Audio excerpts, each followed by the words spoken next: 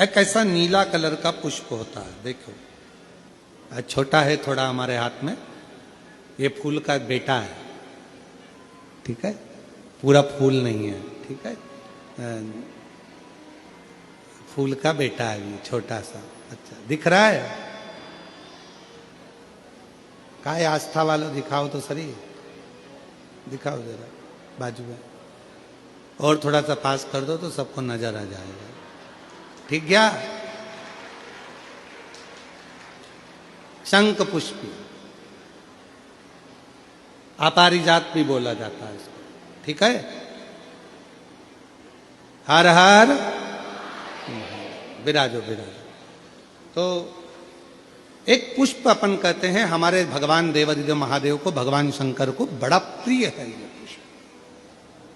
अब किसी से पूछा जाए, आप कह रहे हो कि शंकर भगवान को ये नीला फूल, ये शंख पुष्पी भगवान शिव को इतनी प्रिय क्यों है, भगवान शंकर को इतनी प्रियता क्यों है, कोई से पूछे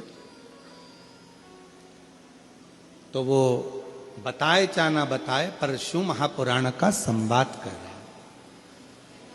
कंठ में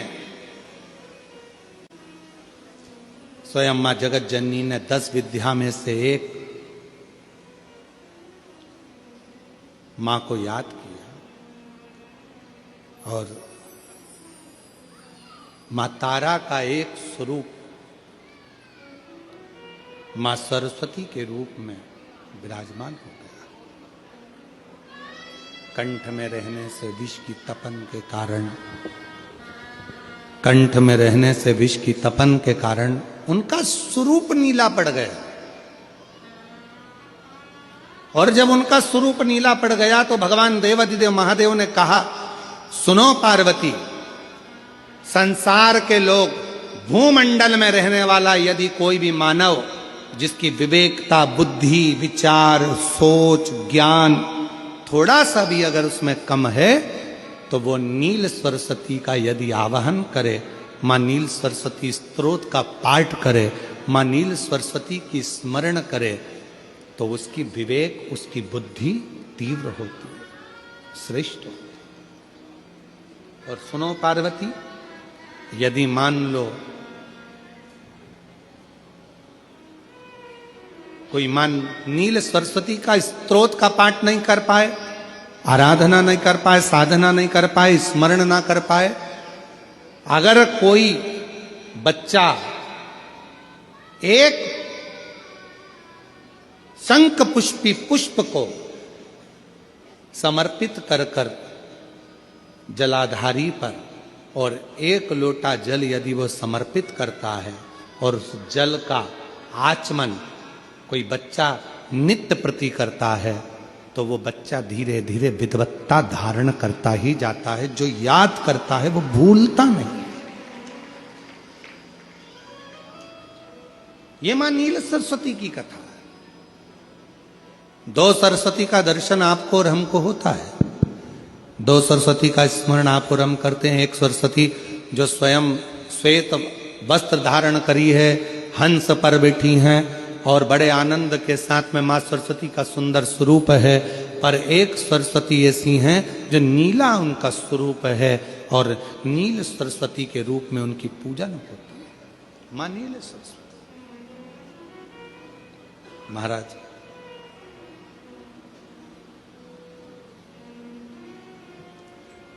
जैसे कोई कोई बच्चे ऐसे होते हैं कि जन्म लेने के बाद में उनकी राल टपकती रहती है, विद्वान नहीं हो पाते, पलंग पर पड़े रहते हैं, पांव हाथ काम नहीं करते हैं, और डॉक्टरों का इलाज चलता रहता है, पर वो रिटर्न नहीं आ रहा है। ये इनको बढ़ाओ ना। बच्चों की मुख से राल टपकती रहती है, विद्वत्ता नहीं रहती, माइंड थोड़ा सा कमजोर होता है, और शरीर भी उनका थोड़ा शिथिल रहता है शरीर। तो कई लोग कह देते हैं कि ये बच्चा थोड़ा जल्दी जन्म ले लिया, इसलिए ऐसा हो गया, प्रीमेच्योर हो गया, ऐसा हो गया, वैसा हो गया। दवाइयाँ भी चलती हैं, इलाज भी चलता है, पर उसका कोई लाभ नहीं मिल पाता, और वो बच्चा पलंग पर पड़ा रहता है, राल टपकती रहती है, बुद्धि काम नहीं करती। छोटे छोटे भले वो 20 साल का हो गया, पर 8-10 साल के बच्चों जैसी उसमें विवेकता होती है, बुद्धि होती है। मेरा निवेदन है उन माताओं से, थोड़ी मेहनत आपको करना पड़ेगी उस बच्चे के लिए। अष्टमी, नवमी और चतुर्दशी 3 तिथियां पकड़ कर रखना। कौन कौन सी? जम के बोलो। अष्टमी, नवमी, चतुर्दशी। ये 3 तिथियां ऐसी हैं, चतुर्दशी अमावस्या की भी और चतुर्दशी पूर्णिमा की।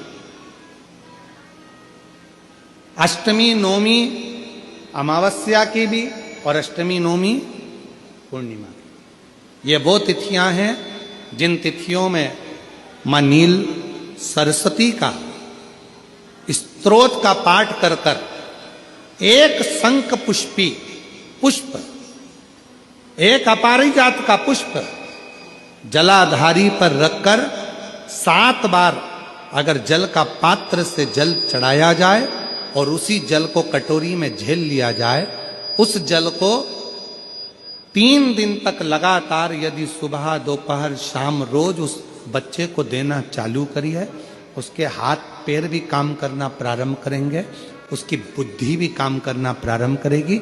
जो वो पलंग पर पड़े पड़े राल टपकाता रहता है, उसको लोग कहते हैं कि 18 साल का हो गया और दिमाग केवल 10 साल का है, 5 साल का है, उसमें धीरे धीरे बुद्धि प्रबल होना प्रारंभ हो जाएगी और वो भी एक दिन कार्य करना प्रारंभ कर देगा।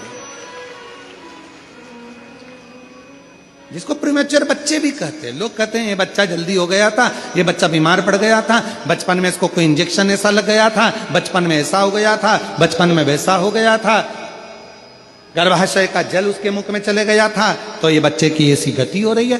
उस बच्चे के लिए अगर आपके आसपास के क्षेत्र में भी कोई बच्चा ऐसा है तो उसको मां नील सरस्वती का स्मरण जरूर कराएं। और अगर आप लोगों के पास में मां नील सरस्वती का स्तोत्र का पाठ ना मिले तो प्रयास करिएगा, मोबाइल पर सर्च कर कर मां नील सरस्वती का स्तोत्र भी निकाल सकते हो।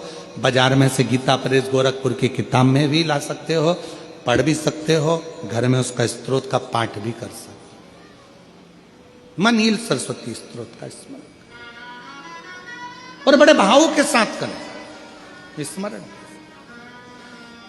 और कोई माताएं कह देती हैं, कोई बच्चा कह देता है मम्मी मुझे याद नहीं होता, याद करता हूं परीक्षा हॉल में जाकर भूल जाता हूं, मैं कुछ पढ़ता हूं बाद में जाके भूल जाता हूं, स्मरण में नहीं रहता। तो उनसे भी निवेदन है, आप मां नील पाठ नहीं पढ़ सकते, स्तोत्र नहीं कर सकते, संस्कृत में नहीं पढ़ सकते, तो मां नील सरस्वती के नाम से अष्टमी, नवमी और चतुर्दशी के दिन एक शंख पुष्पी पुष्प को, नीला कलर का जो फूल होता है बेल में लगा होता है, जो शिव जी को अति प्रिय होता है, उस पुष्प को आप जलाधारी पर रख दीजिए। जलाधारी जानते हो ना सब लोग, शिवलिंग पर नहीं, जलाधारी पर रख दीजिए और जल चढ़ाना 7 बार प्रारंभ करिए। बाबा देव अधिदेव महादेव आपको याददाश्तता में प्रबर करेगा। परीक्षा हॉल में जितना तुम याद कर कर गए हो, अच्छी मेहनत कर कर गए हो, तो भूलोगे नहीं, तुम्हारी बुद्धि तीव्र होती चली जाएगी, प्रबल होती चली।